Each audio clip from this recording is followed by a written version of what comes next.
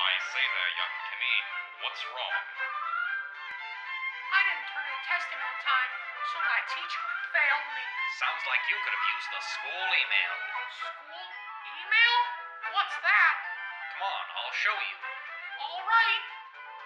First, go to your internet tab. Then type in webmail365.svsd.net, and logging in is the same as it is on the school computers.